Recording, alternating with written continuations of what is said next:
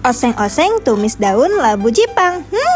Mantap. Halo teman-teman, malam ini aku mau masak pucuk daun labu Jepang. Ini dia daunnya sudah kita pilih yang muda-mudanya aja. Lanjut langsung kita cuci hingga bersih. Untuk bumbunya seperti yang di video, jangan lupa pakai terasi sedikit aja. Dan aku sukanya ulek-ulek kasar gini aja. Sediakan kompor dan wajan legend. Tuangkan minyak makan secukupnya.